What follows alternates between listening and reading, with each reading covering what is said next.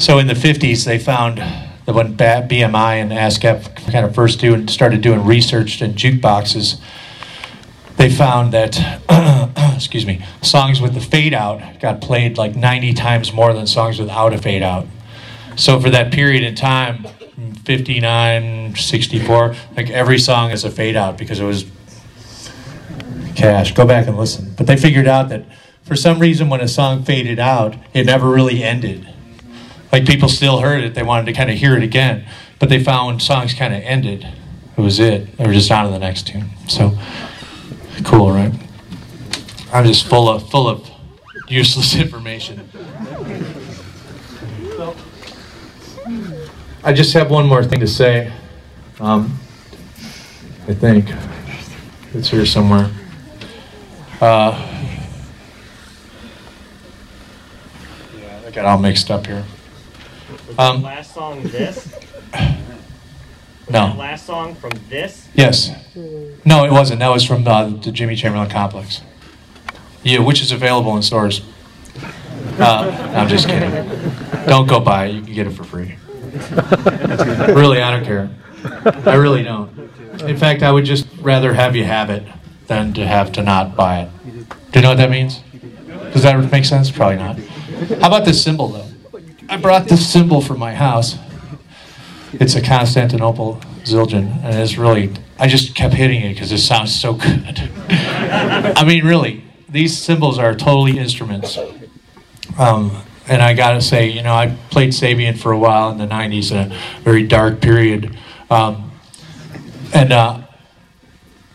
Even though, but this is a funny story that only the Zildjian guys and I will fully appreciate. Even when I was sponsored by Sabian, I was still using A Customs in the studio. How about that? They just sounded better. But they do. Zildjian is actually the oldest corporation in America. How many years now, Jerry? 385. 385 years the company's been making cymbals, so they've definitely, it's just, for me it's like, there's a sound that everybody kind of identifies with music.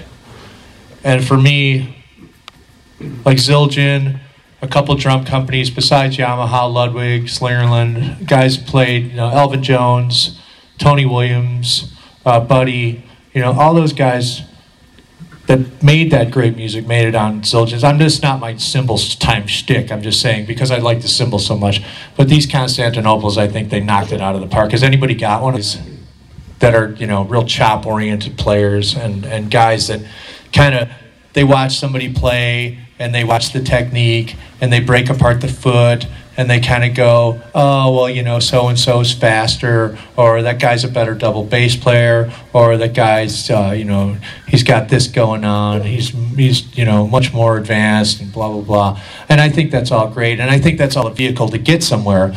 But I think the thing as musicians that we're looking for is identity. And I think identity on top of all that stuff is what you really need to get in this game.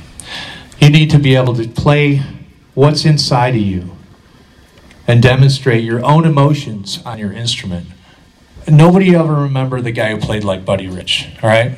Nobody's ever going to remember the guy who can play like Dave Weckl. Nobody's going to remember the guy who can play as fast as Vinny. Because I don't want to hear those guys. I want to hear Vinny. I want to hear Buddy. I want to hear Tony Williams. I'm never going to go listen to that guy who sounds like Tony Williams. Not when I could put on Lifetime, listen to Fred. I could still work on that beat that I can't play.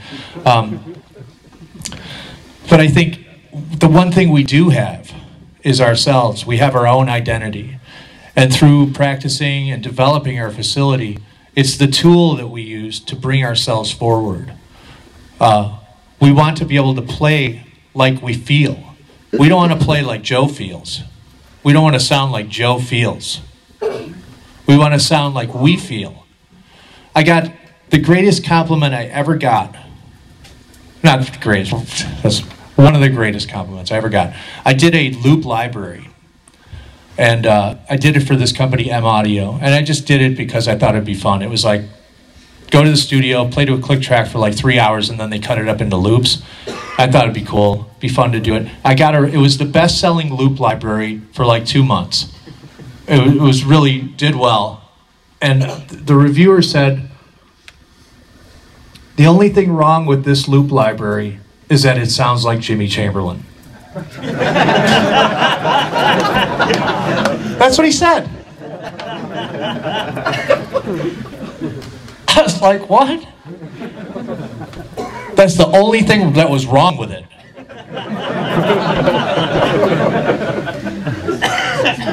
I wanted to buy that guy a turkey dinner, man. I thought that was the most genius thing I've ever heard in my life. Really, right? What, it sounds so much like you. So that's what I'm talking about. Finding something inside yourself that's so beautiful that nobody can take it away from you ever, and you always carry it with you. And it doesn't come from chops. It doesn't come from single stroke rolls. Those parts are paintbrushes. Those are paintbrushes to paint the painting. And you need those things to paint the painting, but it's not the painting. And believe me, I practice every day. I go downstairs. I have a studio in my basement. I get up every morning, barring natural disaster, and practice for an hour. I take it very seriously. I think I'm working on stuff all the time. I've dissected Steve Smith, his entire body. I go to clinics. I talk to guys. I talk to Bozio. I talk to Bissonette. I talk to Tom Lang. I talked to Kenny. I just talked to Kenny Aronoff the other day. Great, fantastic drummer, right? Yeah. Just a privilege to know those guys and to have those guys as a resource. I mean, when at Yamaha is such a great family because we all email. I mean, I can email Dave Weckel and ask him, like, how can I be like you, Dave? Or I can talk to Peter Erskine. I got an email from Peter Erskine. One of his students was asking about a drum part that I did on a certain record. Can you imagine Peter Erskine asking me, like, how to play something? So I saved that email.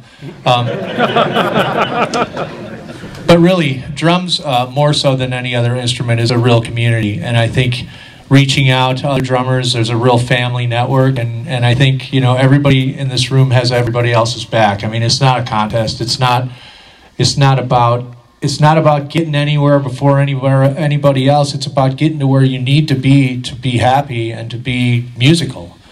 And through our identity and through what God or whatever you want to call the Supreme Spirit being, energy force, omni being. I call him God, her God. We all have something that is unique unto ourselves, and through music we can express that in the highest level of the art form. So that's it for me. I thank everybody for coming out. I'm going to sign some autographs.